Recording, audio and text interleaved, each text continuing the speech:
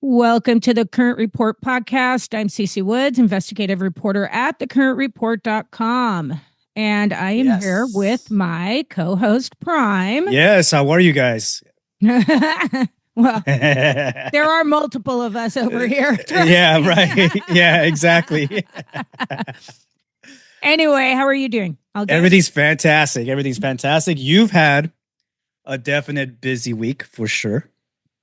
Yeah. As always. So, yeah. And we haven't put out that episode that we just did about the COC meeting, but trust, it's coming. Yeah. It'll be out at the same time this one is.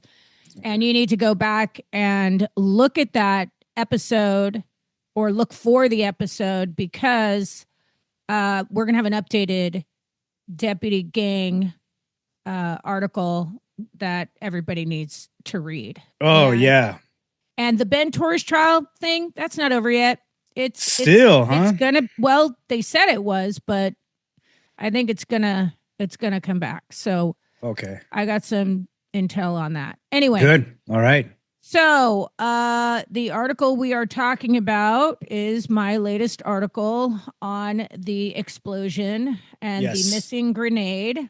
Yes, people are dying to know, as always. Yeah, well, people died in the process too, unfortunately. It's very sad. So, cronyism over competence. Yes. The deadly cost of inexperienced leadership and the preventable explosion that killed 3 LASD detectives.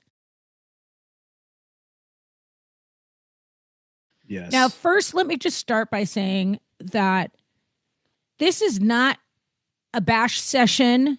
This is we need to change this session so that people, not just LASD personnel, are protected, but the civilians at large, okay?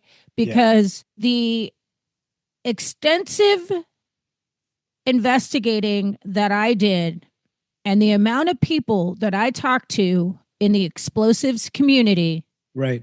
People who have a lot of knowledge, multiple agencies, state, federal, local, like I didn't just keep it to, LASD. No, I did not. Okay. Right. I went far and wide to understand what happened that night and the next day. So what I will say and have said on my social media is that when Bill and Josh rolled up to that scene in Santa Monica, the storage unit where the grenades were, there were 2, their instincts were not kicking in.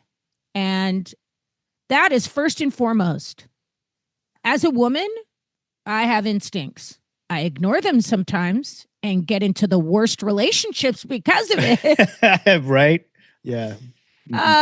That's a personal life. That's not a life or death situation when you encounter grenades or explosives of any kind. So when they rolled up to the scene, looking at these grenades, from what I have been told by people who have done this a long time, have been trained properly, they told me without question, just by the condition and the uniqueness of these grenades, the first order of business would have been holy shit.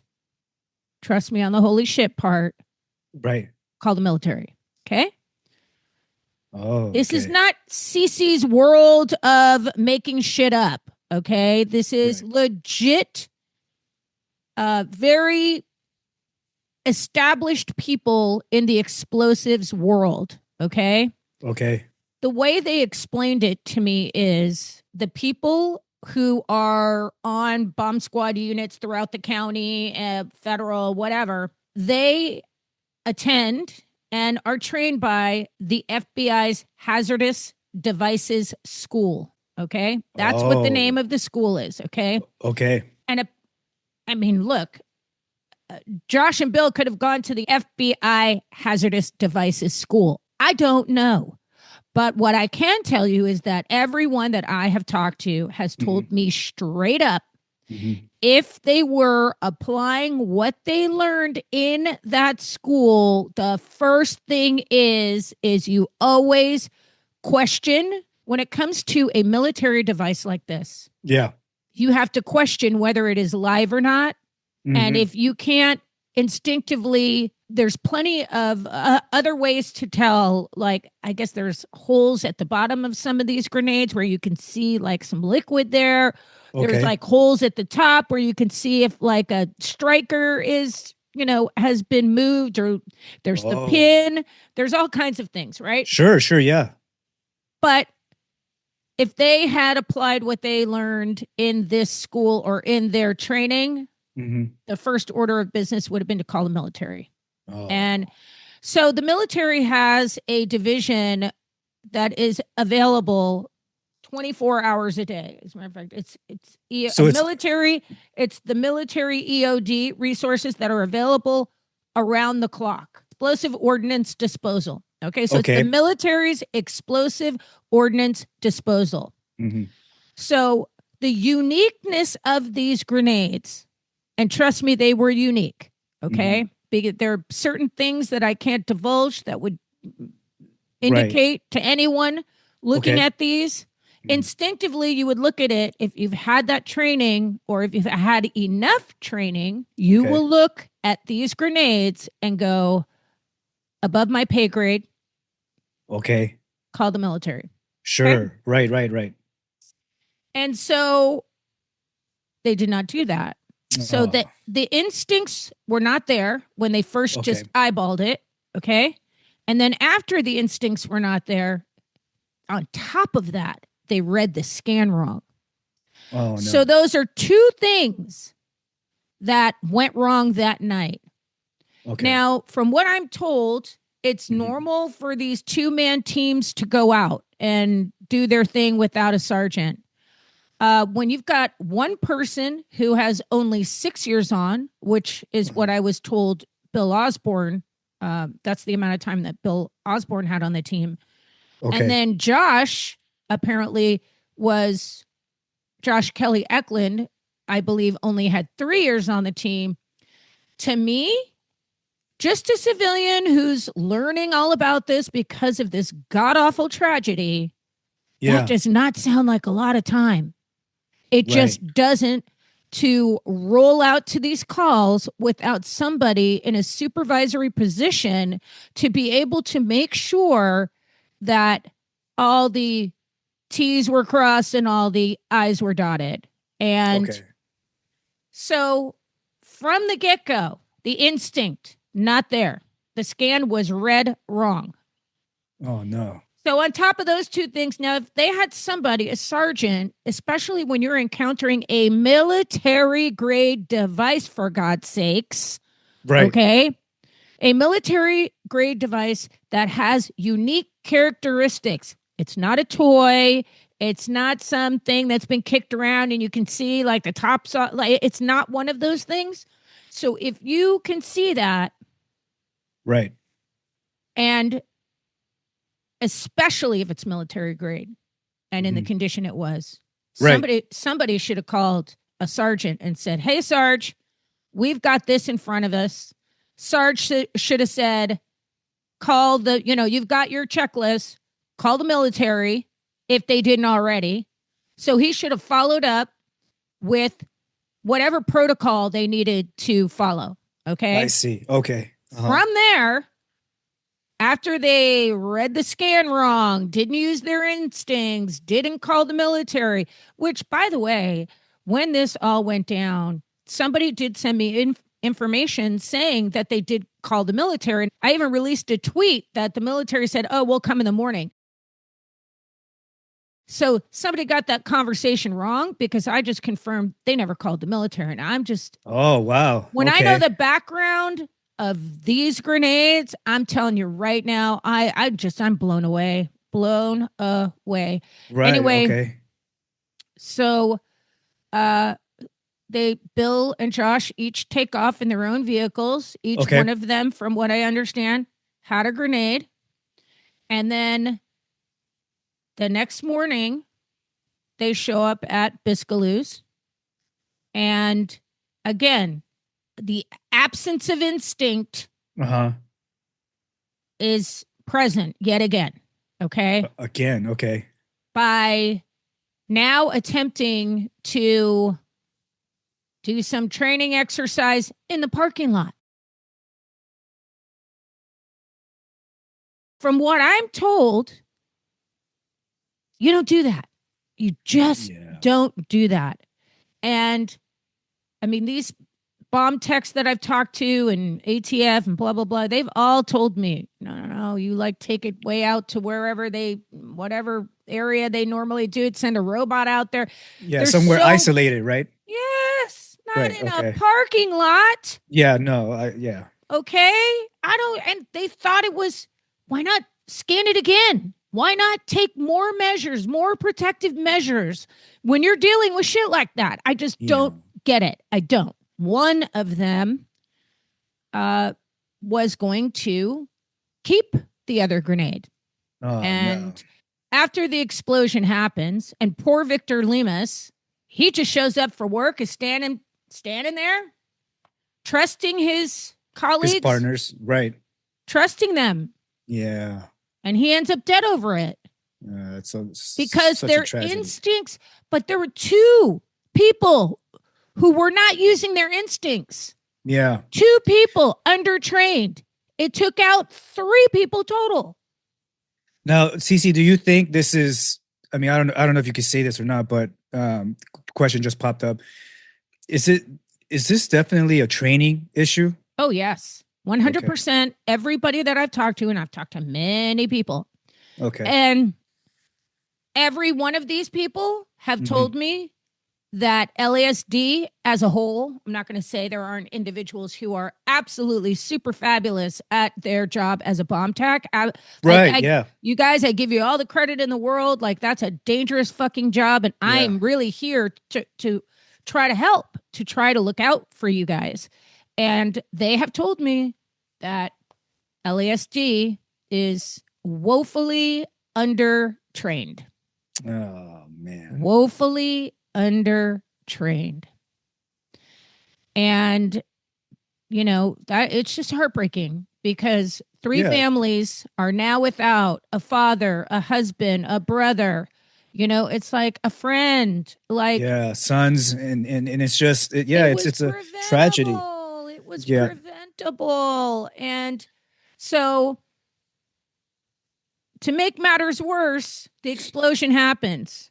So some of the other personnel, they are not AED from what I know. I believe they are special operations.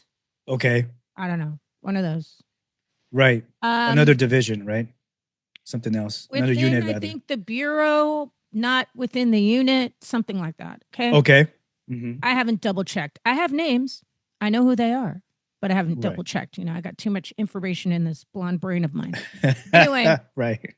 So these shining examples decide up in the name of brotherhood, a tattoo. We need to dispose of this grenade. So it's live. It's live. And we know it's military grade. Yeah. And you decide to take it on your own and go and fucking dispose of it, okay, in a very unsafe manner. Like, what the fuck is going on over there? So that tells me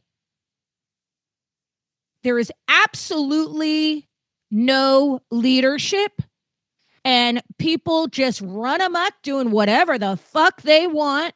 And that is very clear by the protocol that was not followed the night before. Instinct's not there, not using stopgap measures, like any of those things to make up for the lack of instinct. Okay. You never, ever rely on a scan. That's what I have been taught. Now, I know enough from investigating this to know that if I ever come across a grenade, I'm going to call the cops. But guess what? Right. I'm going to make sure the military's called on one of these motherfuckers unless they honestly can tell through different means that that is not a live grenade, right? Right. And so the unsafe manner in which not only the grenades were removed from the scene, but one of them was stored at a home, the other one was taken at Biscailuz. Then, again, obviously they didn't scan it again, blew themselves to bits, and now there's 3 grieving families, grieving friends, and the lack of leadership is a problem. The lack of procedures that were either not followed, not in place, that's a fucking problem for a unit as specialized as arson and explosives. Jesus fucking Christ. Wow, what a tragedy. I mean, oh my God. I mean, the more and more information comes out from this, CC, you know, it goes to show you the importance of proper training and leadership. And it was absent here. And that's from what I'm getting to. You know, so the article, sorry to cut you off. The article that I wrote talks about how the captain of AED comes from community service, emergency operations bureau, but the community services. Okay. So basically this guy,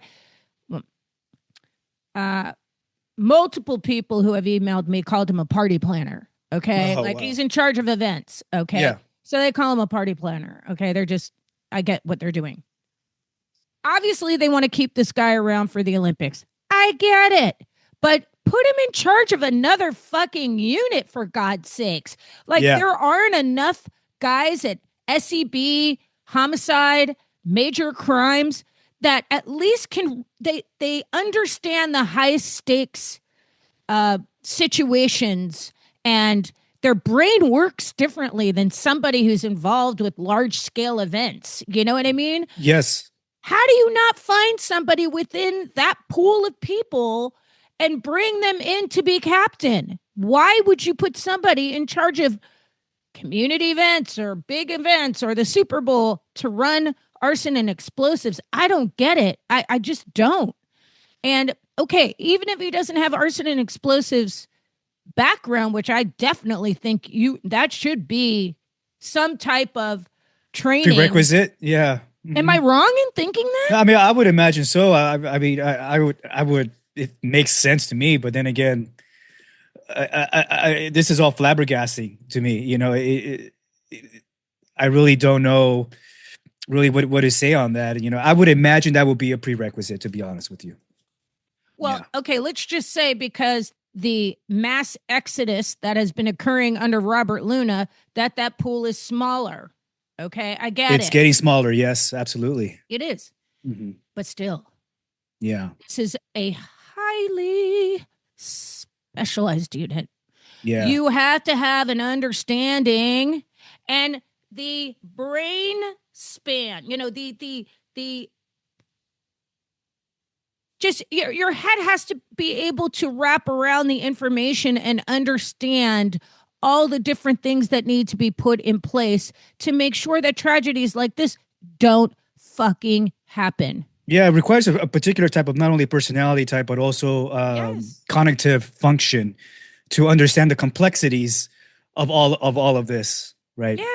Yes. So multiple people have complained to me that the captain of AED, Robbie Royster, is just he's not right for that role. Well, yeah. Look, not only experience-wise, but 3 people died under his watch. I think he's been captain 2 years. Somebody correct me. From what I understand, it's 2 years. And that's as of right now, it's 2 years. But by the time that accident happened, it was a year. Oh, geez. Like, and it's very clear that people, well, I shouldn't say that. It's very clear that night that these two detectives just basically did their own thing.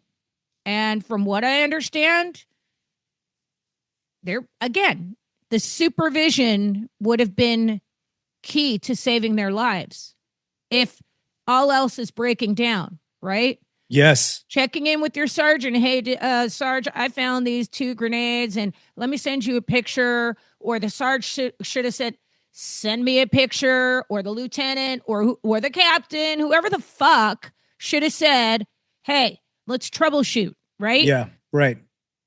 Put that measure in place if the 2 detectives, are not using their instincts or lack of training. Lack of training, yeah. What an unfortunate event. I mean, and just to reiterate again, CC, from my understanding, they had the feeling that it was inert because of one initial scan. It was just that one. Was there any other marks? I heard there was multiple pictures that were taken, but still, you don't rely on a scan and you don't rely on pictures, and that is what I have been told by other bomb techs. You cannot rely on just that scan. You have to go in. You have to assume it's live. Right. Just like you don't rely on a scan, you have to assume it's live. Now, again, the uniqueness of these grenades, and let me tell you, the person who discovered them had just moved into that unit, I believe. And but the person who had left the unit 5 years before, there may have been somebody in between that just never used the storage unit. I don't know. But that person, I don't know if he's still in the military, but he is a decorated military parajumper. That's what they call it, a parajumper. Okay. A pararescue man, I guess, is the official military term. Oh, okay. Right.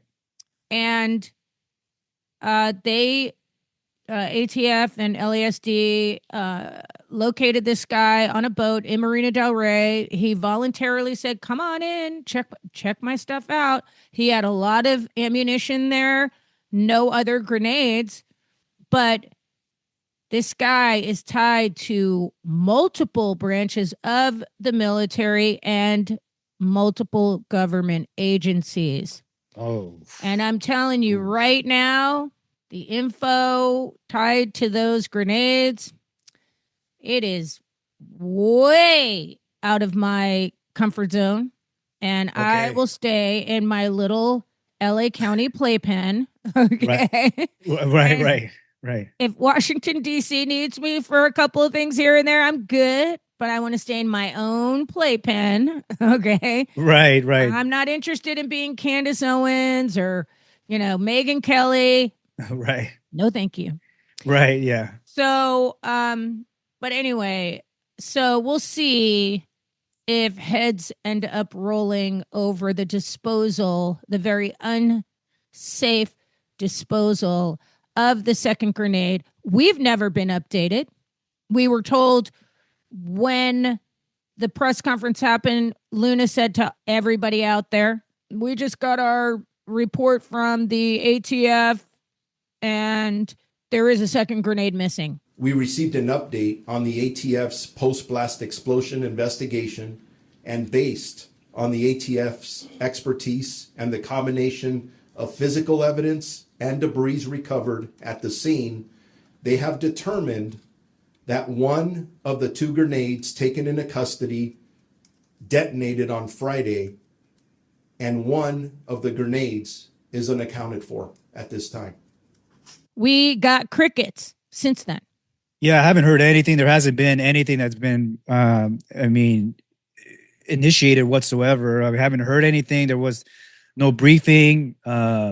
People, obviously, not only in the department, but obviously people out in Los Angeles County want to know. There hasn't been any information that, with the exception of yourself, that has, been out there in the public. Yeah. So I was told that Oscar Berrigan was relieved of duty, the commander. I was just trying to find out, hey, does anybody know, is this tied to the explosion? Mm-hmm. And from what I was told, no, that it had to do with a civil case. Oh, okay. But at that time, that's when the second grenade information started rolling in. And that's when I contacted the ATF. And they checked out all my information. Mm-hmm. They verified everything I gave to them, and every source that gave me information, they had it all. So the fact that these brothers, right, brotherhood, right, would even conceive of disposing of the second grenade after watching 3 of their friends get blown to pieces, okay? Or after knowing 3 of their friends got blown to pieces. Yeah. Like, I've talked to so many people, both inside LASD and outside, okay, that are close to this, okay? And I said to myself, why not just call your own people that know how to handle this and have them dispose of it properly? Nobody needs to know that it was actually done in the manner that it, meaning covert. Like, nobody says, announce to the media that we had our guys come and pick this grenade up, blah, blah, blah. Right. Just do it the right way and keep it hush hush. I don't give a fuck. I don't. You think I want to even have this conversation? No, no one does. I really don't. I really don't. Yeah. So, but I do. I have had a lot of people who are like, there are lieutenants and sergeants that come from all different blah blah blah blah blah. Great. I don't care if you're put in county services, transit services bureau. I don't give a fuck. But when it comes to something as highly specialized as arson and explosives, you need to have some type of experience that deals with high stakes events, or high stakes. Yeah, situations like this. Yes, thank you. Okay. Yeah, right. Yeah, yeah. I mean, what you're spewing out there just makes it's kind of common sense, Yes. I mean, unfortunately, it seems there's a lot going on here that, like you stated, could have been prevented, and unfortunately, again, it all goes back to the training and the leadership, and unfortunately, you got 3 gentlemen that lost their lives because of that. So, yeah, well, I mean, I don't think they're going to listen to a word I say, but that's fine. I'll just say that I'm a civilian, and knowing the kind of shenanigans that have taken place surrounding just this event in the 48 hours total from the time they showed up to the time that grenade was disposed of. That's a lot of shenanigans and a lot of people who just think they can do whatever the fuck they want. And yeah, right. That's a problem. That's a leadership issue. Yeah, it's a problem too, because what about the other situations that we don't know about? This is one that just came to light. What about the hundreds, if not thousands, of other situations? I could not agree with you more. And that's why I'm not going to keep my mouth shut. I'm sure the taxpayers of LA County who pay their salaries, okay? Right. They're not going to be happy knowing that there's an arson and explosives captain that has no real high stakes, experience or training. Yeah, that deals with anything even remotely close to what transpired. Just common sense. Call the fucking military. Yeah, especially when it comes down to, from what I'm hearing here is the gravity of the type of explosive this was. Yes. You know, that's what I'm saying. The instincts didn't kick in. Yeah, I mean, it kind of reverts back to also, in the academy they teach you, or any gun owner would know, you treat every firearm like it's loaded. Yeah, I mean, it's something that we're taught since day one. I mean, they engrave it in you real hard. You got to treat it like it's loaded. I could only imagine something as sophisticated and complicated as an explosive device. Yeah. Yeah, it's unfortunate. It's like you stated, it's a definite training issue rather.